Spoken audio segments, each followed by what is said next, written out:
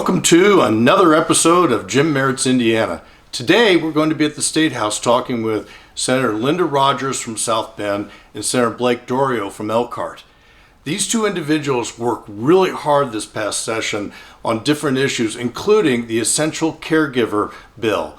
What this bill did was, after a lot of work, it would allow those of us who have family in a situation where they are rehabbing in a nursing home, and so that their family can see them.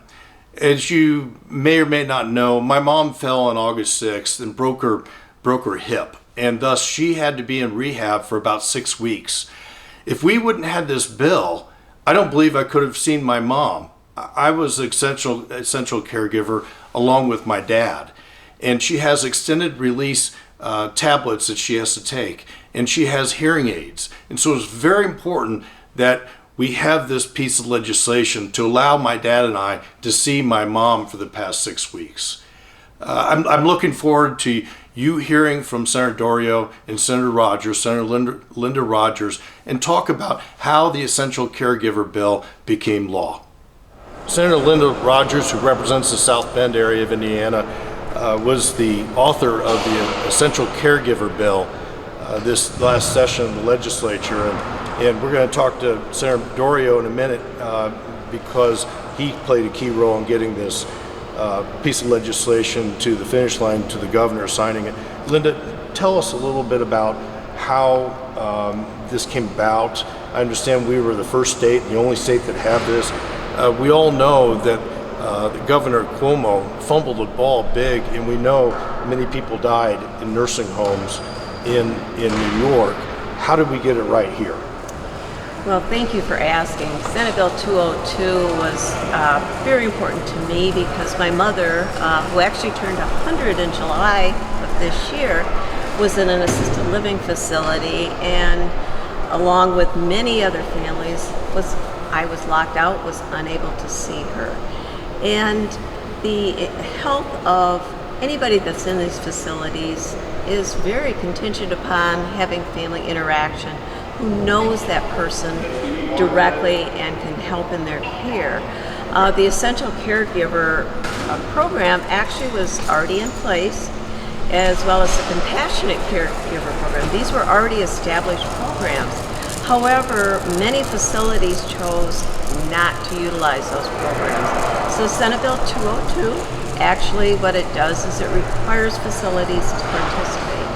And so this way, at least 2 members of the family or extended family can sign up to be an essential caregiver. In one case, a family in my district had parents that were going to be married 70 years. The mother was in the facility, the husband was not. All he wanted to do was see her and hold her hand and wish her happy anniversary. The facility would not allow her. So I spoke to the corporate office and said, there is this Essential Caregiver program. You could allow him to be helpful to you by feeding his wife and taking care of her. He has been vaccinated and will take all precautions. And so they allowed it. This family is thrilled because now parents are together after 70 years. So it's critically important. The same thing in the hospital. Same thing. What the bill itself seemed, when I was watching the legislature this year, seemed dead at some times. I know Dr. Barrett, Representative Barrett, is the chair of the committee. He was a big help. Senator Dorio was a big help. Did you ever think that we weren't going to get this done? Actually, I felt from the onset that this bill was in the right place. It was supported by families that have loved ones in facilities. It was supported by the State Department of Health. I worked with the Long-Term Care Association, and we all came to an agreement. And so I felt that this was going to move along well. It passed the committee process unanimously, the Senate, as well as both the chamber, in the House. And so I felt that this was the right thing to do. It was the right thing for Indiana to step up and help families to be ensured that they can see their loved ones. Well, obviously that caregiving for your family and from your family to your loved one is so very important, because the idea of not being with your family, not having your correct food, not having possibly your right pharmaceutical can play a very big role in someone that is aged and could result into senility or some other problem. And I'm sure that was a big part of why you were on the march. Right. It was so important. And just to tell you a little story about when I saw my mother for the first time, after months of being locked down, she literally screamed out, "You found me, you found me. I've been locked up in this place and somebody dropped me off. I have no idea where I am, and thank you for finding me." So it is, it literally, there's story after stories, and no one knows how they react when they can't see their loved ones, and it was devastating. Well, as the son of two 88-year-olds, thank you very much. Oh, well, thank you for having me. I appreciate it. Tell me about your role in the Essential Caregiver Bill. Well, started out, I was running a hospital and nursing home bill. Got together, got back. Linda's like, well, I'm running a nursing home bill. I backed off the nursing home and worked more on the hospital side. All places for this bill to come to me. We were up at Warren Dunes in Michigan, and we got to talking to this one lady, and she was a ICU nurse at Goshen Hospital. And we talked, and she said she just needed family to come in, to be able to come in to help them, because they were also in this COVID environment put in the place of being the family member.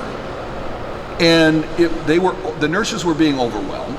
The doctors were being overwhelmed because they weren't just practicing medicine.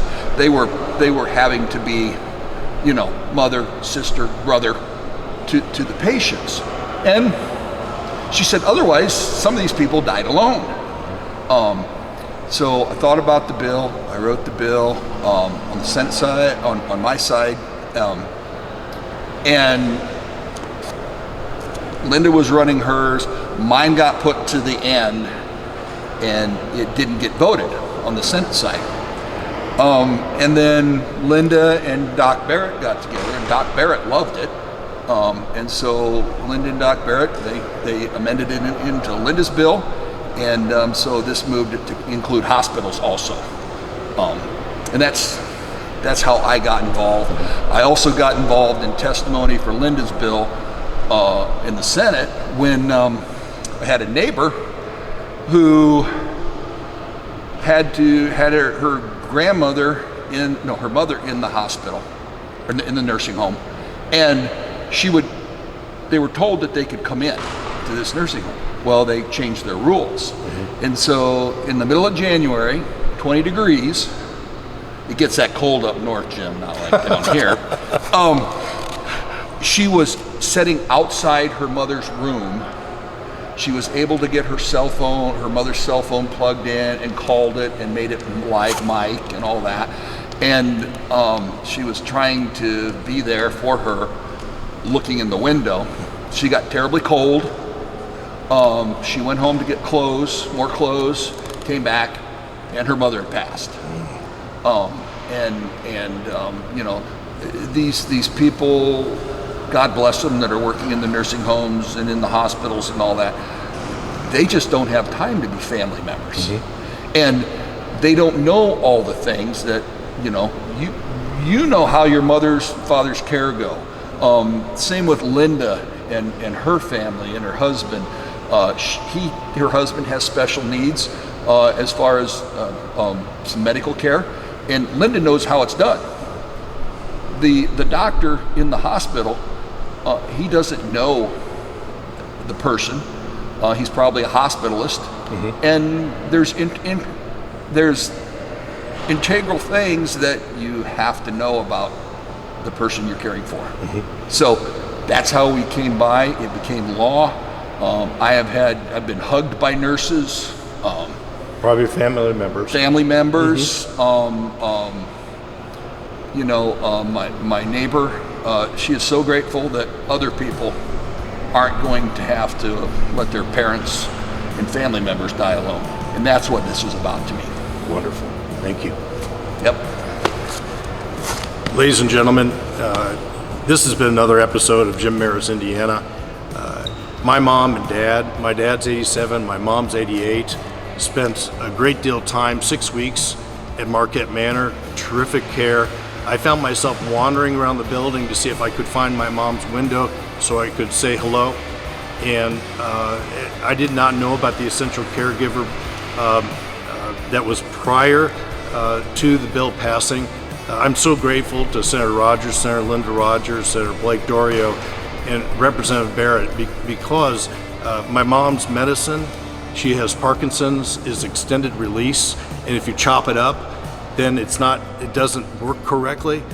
My mom has hearing aids, and my dad puts them in, and so she is needing our assistance. And if we hadn't been able to have access to Marquette Manor because they had a shutdown, 2 or 3 janitors had tested positive, I don't know if my mom would be alive today. And so this is a very special piece of legislation, and I thank all 3 members of the General Assembly. We all think that legislation is sausage making, but this worked this time, and I'm very appreciative to all 3 and the rest of the 147 members of the General Assembly and the governor for signing it, and a fairy tale ending. And I'm so appreciative of this passing and becoming law, so I could see my mom in the 6 weeks, and I saw her every day. My dad saw her every day, and her hearing aids were in her ears, and her medicine was correct. And I'm happy to say to you, this has been another episode of Jim Merritt's Indiana.